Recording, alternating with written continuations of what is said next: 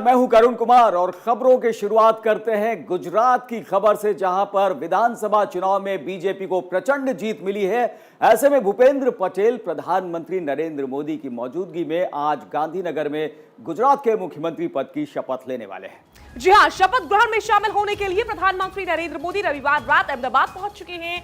गुजरात में मिली बम्पर जीत के बाद कल रात पीएम मोदी ने अहमदाबाद में रोड शो भी किया। इस दरमियान सड़क के दोनों ओर खड़े लोगों ने मोदी मोदी के नारे लगाए। इस पर प्रधानमंत्री मोदी ने लोगों का अभिवादन स्वीकार किया।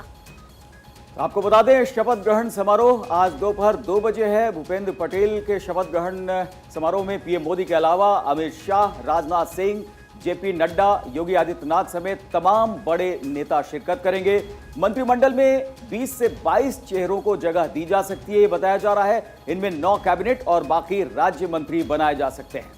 वहीं मंत्रिमंडल में युवा, महिला और अनुभवी चेहरों को जगह मिलने की उम्मीद जताई जा रही है। इस बीच बड़ी जानकारी है कि 9 कैबिनेट मंत्री बाकी राज्य मंत्री बनने वाले हैं। और कैबिनेट में कौन कौन से चेहरे शामिल हो सकते हैं? ऋषिकेश पटेल विसनगर से, इन्हें मंत्रिमंडल में जगह मिल सकती है। फोन की घंटी घनघना चुकी है, ये बताया जा रहा है। ऋषिकेश पटेल, शंकर चौधरी थराद से, इन्हें भी जगह दी जा सकती है, जगह मिल सकती है। भूपेंद्र पटेल मंत्रिमंडल के ये संभावित चेहरे। हर्ष संघवी भी इसमें शामिल है, मजूरा से काफी लोकप्रिय नेता गुजरात के। जगदीश पांचाल, जयेश राठिया, जैतपुर सिंह, साथ ही साथ अनिरुद्ध दवे, इनको भी मांडवी से है, इनको भी जगह मिल सकती है मंत्रिमंडल में यानी कि कैबिनेट में। अल्पेश ठाकुर बड़ा नाम, गांधीनगर दक्षिण से मैदान में, और इनको भी मंत्रिमंडल में यानी कि कैबिनेट में यानी कि अजीज चेहरों में जगह मिल सकती है। किरीट सिंह राणा, मनीषा वकील, कुंवाजी बावलिया, ये चेहरे जिन्हें मंत्रिमंडल में जगह मिल सकती है। भूपेंद्र पटेल मंत्रिमंडल के संभावित चेहरे हम आपको दिखा रहे हैं, और इन्होंने भी अथक प्रयास किए हैं। लेकिन भूपेंद्र की शपथ, नरेंद्र का विजय पथ और डबल इंजन की सरकार, इस पर काफी जोर दिया था पीएम मोदी ने। और भूपेंद्र पटेल, जिन्हें मृदु लेकिन अडिग प्रधानमंत्री मोदी कहते रहे हैं, आज एक बार फिर से शपथ ग्रहण करने वाले हैं। पिछले साल सितंबर में इन्होंने मुख्यमंत्री पद की कुर्सी संभाली थी, सत्ता में आए थे, और उसके बाद जबरदस्त इन्होंने काम किया है, जिसके काम से काफी प्रभावित हुए पीएम मोदी भी।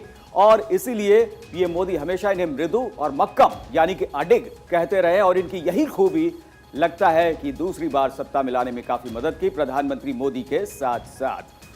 कौन कौन से शपथ ग्रहण समारोह में जो दिग्गज नेता वो शामिल होंगे? नरेंद्र मोदी तो लगातार ये बड़ा चेहरा प्रचार में भी शामिल हुए, और उसके बाद कल रात ही पहुंच चुके हैं। वो शामिल होंगे शपथ ग्रहण समारोह में। इनके अलावा अमित शाह, गृह मंत्री, वो भी मौजूद होंगे। बिल्कुल, अमित शाह तमाम बड़े दिग्गजों में से एक, तमाम बड़े स्टार प्रचारकों में से एक। हालांकि बीजेपी के सबसे बड़े स्टार प्रचारक प्रधानमंत्री नरेंद्र मोदी, उनके बाद अमित शाह। फिलहाल राजनाथ सिंह की तस्वीर आप देख रहे हैं। राजनाथ सिंह भी सबसे बड़े स्टार प्रचारकों में से एक रहे, और वो भी इस शपथ ग्रहण समारोह में शामिल होंगे, शिरकत करेंगे। और जाहिर तौर पर इस जो मूवमेंट होगा, जो क्षण होगा, और भी खास बनाया जाएगा। पुरुषोत्तम रूपाला का नाम भी मिल रहा है, जो कि इस शपथ ग्रहण समारोह में अपनी उपस्थिति दर्ज करवाएगी। इधर मनसुख मंडावी और स्मृति ईरानी, बड़ा चेहरा, ये भी उपस्थित रहने वाले हैं शपथ ग्रहण समारोह में। कई केंद्रीय मंत्री और बीजेपी शासित राज्यों के मुख्यमंत्री, तमाम दिग्गज नेता इस बड़े मौके पर मौजूद होंगे। एस जयशंकर, इन्हें भी यहां पर देखा जाएगा। अनुराग ठाकुर, इनकी भी मौजूदगी होगी।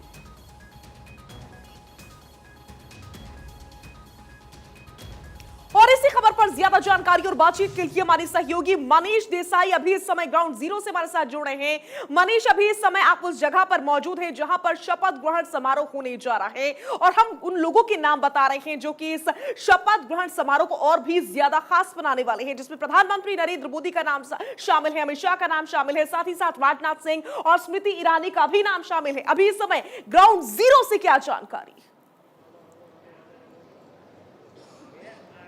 बिल्कुल, देखिए तैयारियों जो है वो पुरजोर से यहाँ चल रही है, और इनको फाइनल टच दिया जा रहा है। मेरे पीछे आप जैसे देख रहे हैं मुख्य मंच है, जहाँ पर शपथ ग्रहण समारोह होना है। जितनी शानदार जीत मिली है, उससे भी जानदार और शानदार ये शपथ ग्रहण समारोह बनाने की कोशिश की जा रही है। फूलों से पूरे स्टेज को सजाया गया है, और इसकी दाईं और बाईं तरफ, दोनों तरफ जो है वो फूल से बनाए हुए और 2 मंच बनाए गए हैं, जहाँ पर साधु संत बैठेंगे, जो विधायक है, एमपी है, जो अन्य राज्यों से आने वाले मुख्यमंत्री है और जो केंद्रीय मंत्री यहाँ आएंगे, उनके लिए अलग से व्यवस्था की गई है। तो पूरे 3 मंच बनाए गए हैं जिनके ऊपर भूपेंद्र पटेल और उनके मंत्रिमंडल और गवर्नर के अलावा प्रधानमंत्री नरेंद्र मोदी, अमित शाह, वो सब बैठेंगे। ये जो कुर्सियां आप देख रहे हैं वो कुर्सियां खास सीएम के गेस्ट के लिए रिजर्व करके रखी गई है, क्योंकि मुख्यमंत्री बनने जा रहे हैं भूपेंद्र पटेल। स्वाभाविक है कि उनके इतने गेस्ट तो हो ही सकते हैं, 200 से ज़्यादा गेस्ट को यहाँ पर निमंत्रित किया गया। इसके अलावा करीब 20 से 25 हज़ार लोग बैठ सके, इस तरह की बैठक व्यवस्था यहाँ पर की गई है। और ये लोग ऐसे होंगे जो बीजेपी के कार्यकर्ता होंगे, जो एमएलए चुनकर आए हैं, उनके समर्थक होंगे। और इसके अलावा आम आदमी भी अगर यहाँ आना चाहता है तो उनके लिए ये खुला है, लेकिन ये प्रवेश जो है वो केवल निमंत्रण के जरिए दिया गया है ताकि सुरक्षा का पूरा ख्याल रखा जा सके।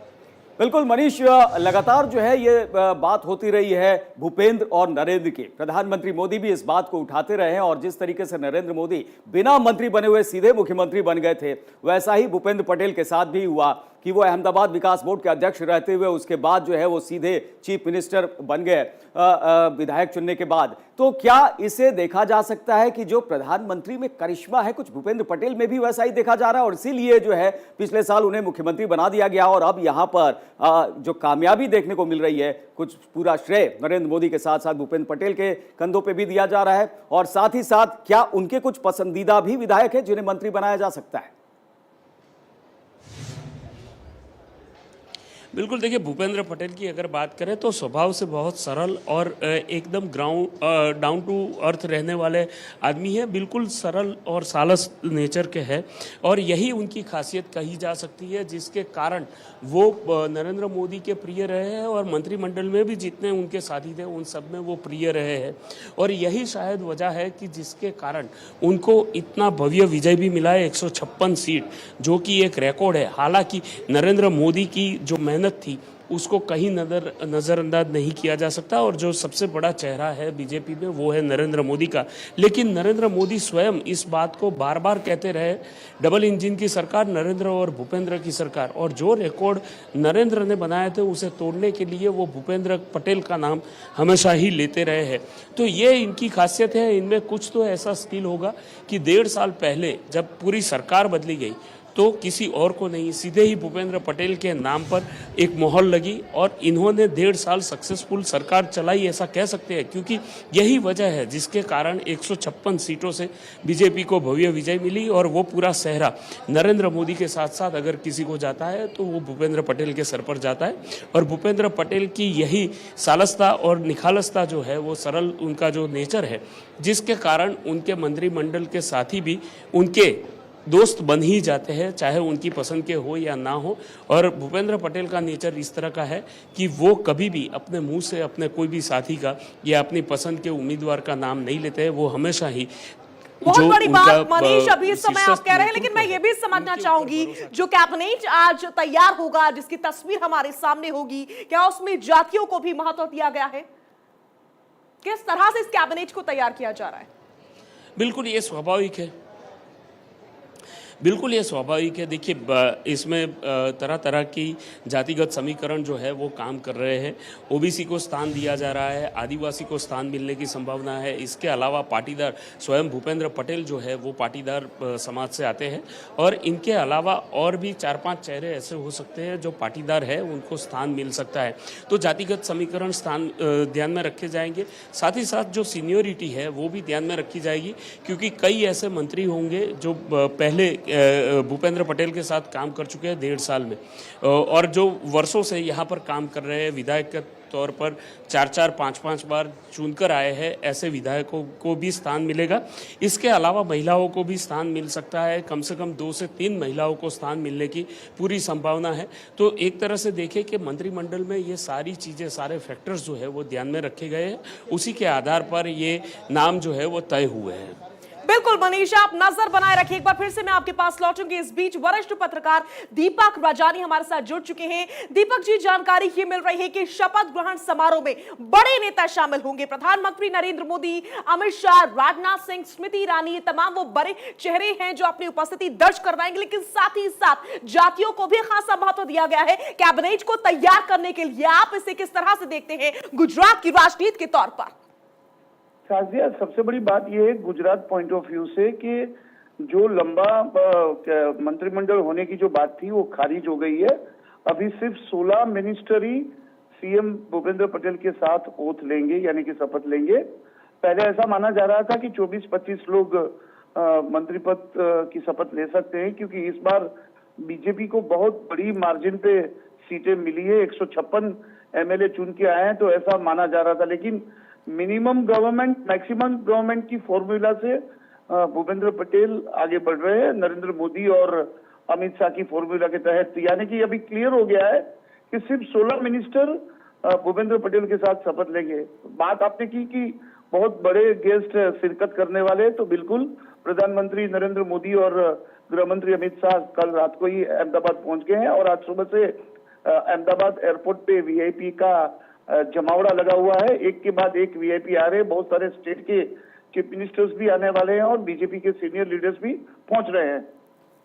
दीपक जी, यहां पर जिस तरीके से इस समारोह में कौन कौन से विधायक को मंत्री पद का शपथ लेते हुए दिखाई पड़ेंगे, इस पर भी सबकी नजर है। लेकिन समारोह में जो दिग्गज हस्तियां यहां पहुंचने वाली हैं उन पर भी नजर है।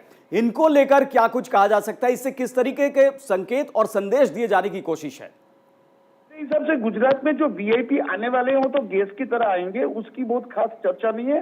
सबसे बड़ी चर्चा ये है कि जो बड़े दिग्गज नेताओं को नहीं लिया गया है, उसकी ज्यादा चर्चा पूरे गुजरात में और गुजरात बाहर हो रही है। खास करके जीतूभाई वाघानी के जो एजुकेशन मिनिस्टर थे उनको लेने की बात थी, लेकिन उनका नाम जो लिस्ट आया है उसमें नहीं है। जयेश रादड़िया जो बहुत बड़े लीडर थे उसका नाम आने वाला था, उसका नाम भी नहीं है। गणपत वसावा, शंकर चौधरी, ऐसे दिग्गज नेता मंत्री पद बनना तय था, ऐसा कल शाम तक चल रहा था। लेकिन आज जब सुबह सिर्फ 16 मिनिस्टर्स की लिस्ट आई। चलिए दीपक जी, बहुत बहुत शुक्रिया हमसे जुड़ने के लिए। मनीष देसाई भी हमारे संवाददाता हमारे साथ जुड़े हुए हैं। मनीष, आपसे जानना चाहेंगे लेटेस्ट क्या अपडेट मिल रहा है मंत्रिमंडल गठन को लेकर, शपथ ग्रहण समारोह को लेकर? बिल्कुल, देखिए, ये जो नाम अभी चर्चा हो रही थी इसमें कई नाम कट सकते हैं, ऐसी पूरी संभावना है। और माना यह जा रहा है कि जो नियम है उसके मुताबिक अगर बात करें तो जो पार्टी जितनी सीटें जीतती है उसके 15% से अधिक मंत्रिमंडल नहीं बना सकती। यानी 156 सीटें अगर जीती है बीजेपी ने तो उनके पास 23 से 24 मंत्री बनने की पूरी संभावना है। तो ऐसे में ये मंत्रिमंडल का कद छोटा हो सकता है, लेकिन जो हमें पता चला है उसके मुताबिक 20 से 22 लोगों को शपथ दिलाई जा सकती है। चलिए मनीष, नजर बनाए रखिए, आगे भी हम आपसे अपडेट लेंगे। फिलहाल जानकारी के लिए बहुत बहुत शुक्रिया।